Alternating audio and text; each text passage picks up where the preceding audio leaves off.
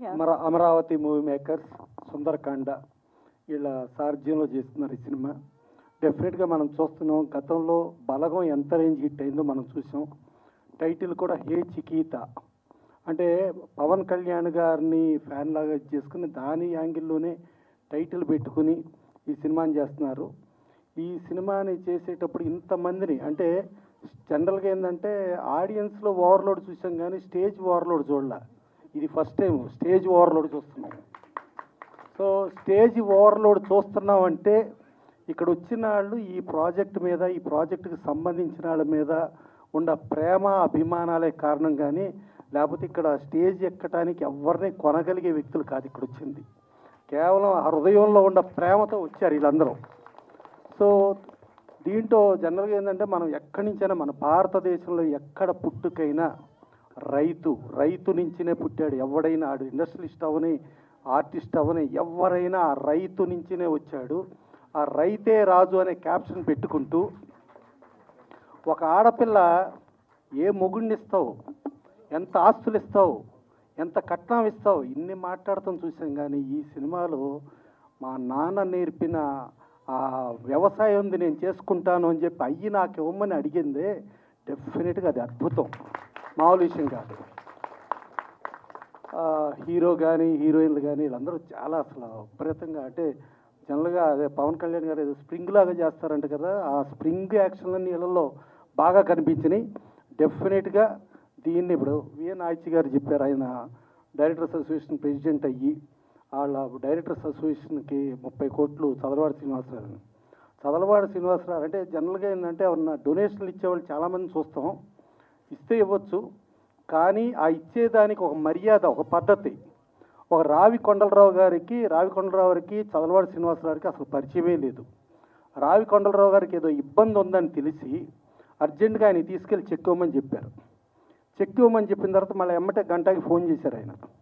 రావి కొండలరావు గారికి మీరు దానం ఇస్తున్నట్టుగా అనొద్దు, మీరు అర్జెంటుగా వెళ్ళి ఫ్రూట్స్ అవి కొనుక్కుని ఒక షాల్ తీసుకుని ఒక శాలువా కప్పి ఆయనకి సన్మానం చేస్తున్నామని చెప్పి సన్మానంగా ఇవ్వండి అని చెప్పటం అనేది అది మామూలుగా ఎవరో చేరు. ప్లస్ ఇంకోటి ఏంటి, ఆ దానం చేసేవాళ్ళు ఆ పబ్లిసిటీ స్టంట్ అనో లేకపోతే టీవీ మీడియా ఎలక్ట్రానిక్ అన్నీ రావాలని చెప్పి అనుకుంటారు, కానీ ఆయన మనిషే రాకుండా ఈ పద్ధతిలో చేయమని చెప్పి చెక్ ఇచ్చి నన్ను రామసత్యాన్ని గారిని పంపించారు.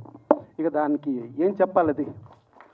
సో అదే కాకుండా 100 ఫ్లాట్స్ వితౌట్ ఈవెన్ రిజిస్ట్రేషన్ కూడా జర్నలిస్ట్ ఖర్చు లేకుండా రిజిస్టర్ చేసి నేను ఇస్తానని చెప్పారు. సరే నేను అనుకున్న మామూలుగా ఇచ్చినప్పుడు కదా అని.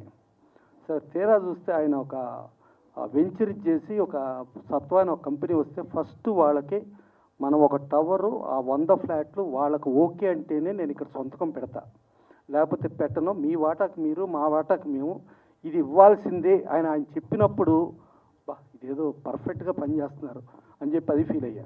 తర్వాత 30 కోట్లు డైరెక్టర్స్ అసోసియేషన్కి ఇస్తా అన్నప్పుడు అది బ్రహ్మాండం అనుకున్నా.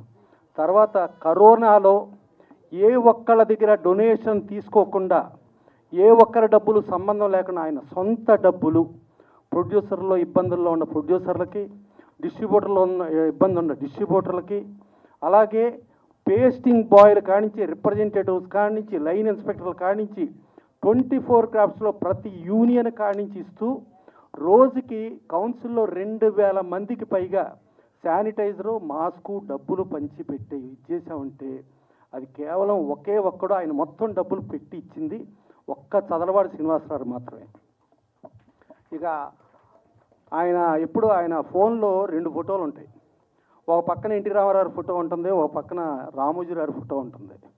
ఎన్టీ రామారావు ఫోటో ప్రకారం మద్రాసులో ఎన్టీ రామారావు ఇల్లు ఆయన కొనుక్కుని, ఎన్టీ రామారావు గారికి సౌత్ ఇండియా అంటే చెన్నైలో ఏ ఆర్టిస్టు, ఒక ఎంజీఆర్ గారికి ఒక అద్భుతమైన ఇల్లు అయిందని చెప్పుకుంటానికి లేదు, శివాజీ గణేశన్ గారికి చెప్పుకుంటానికి లేదు, ప్రేమ్ నజీర్ గారికి చెప్పుకుంటానికి లేదు, రాజ్ కుమార్ గారికి చెప్పుకుంటానికి లేదు, కానీ ఒక్క ఎన్టీ రామారావు గారికి చెప్పుకునే స్థాయిలో ఆయన అత్యద్భుతంగా చేస్తున్నారు. సో అది అట్లాగే ఇక్కడ రామోజీరావు దాని తరఫున రామోజీరావు గురువు ఈనాడు ఎండి, తర్వాత ఆర్ఎఫ్సి ఎండి రామ్మోహన్ రావు ఇల్లు కూడా కొని ఆ ఇంటిలోనే మా డైరెక్టర్ ఆయిచి గారు అందరూ స్టోరీస్ జరుగుతున్నాయి. సో ఇలా ఇవన్నీ చేసి అంటే మాటలు చెప్పేవాళ్ళని చూసాం కానీ మనకు మదర్ తెరీసా ఒకటి చెబుద్ది, పెదవులతో మాట్లాడే మాటలు ముఖ్యం కాదు, సేవ చేసే చేతులు ముఖ్యం అని. ఆ చేతులే ఈ పరిశ్రమకి, that is one and only Chadalavadi Srinivasarao. ఆయన వచ్చి ఇవాళ వీళ్ళని ఆశీర్వదించడానికి వస్తే ఇవాళ ఆయన మనం ఇంతమంది ఇన్ని మాట్లాడుకుంటున్నామంటే ఆ రేంజ్లో ఈ హే చికిత కూడా బ్రహ్మాండంగా హిట్ అయ్యి వీళ్ళందరూ ఆర్టిస్టులు కానీ టెక్నీషియన్స్ కానీ వీళ్ళందరూ స్టార్స్ అయ్యి అవ్వాలి. సరే ఇక అంజీకేమో ఆయన ఎప్పుడు కూడా ఆ ఇంటి పేరులో గరుడు వేగ ఒకటి పెట్టేసుకుంటాడు కదా, సో గరుడు వేగ అంజీ, ఇక దాంట్లో డౌట్ లేదు. కెమెరామెన్ను సరే దీంట్లో కూడా కెమెరామెన్ను ప్లస్ కొత్తగా ప్రొడ్యూసర్ అవతారం ఎత్తాడు. వీళ్ళందరికీ కూడా చాలా మంచి లాభాలు రావాలి. ఇంతమంది ఆశీస్సులు వృధా పోవు, డెఫినెట్గా ఇది సూపర్ హిట్ అవుద్ది. అయిన తర్వాత ఈ ఆర్టిస్టులు కానీ టెక్నీషియన్స్ కానీ ఇవాళ ఈ స్టేజ్ని మర్చిపోకూడదు, మర్చిపోతే చాలా ఇబ్బంది అవుతుంది. ఎందుకంటే ఈ స్టేజ్ మామూలు స్టేజ్ కాదు. ఒక ఎన్టీ రామారావు గారిని ఇండస్ట్రీకి తీసుకొచ్చి పరిచయం చేసిన ఎల్వి ప్రసాద్ గారి ప్రాంగణం ఇది. ఆ ప్రాంగణంలో ఉండి మనం మాట్లాడుతున్నాం. సో ఆ ఎల్వి ప్రసాద్ గారు రామారావుని తీసుకొస్తే ఎంత ఇదయ్యారు.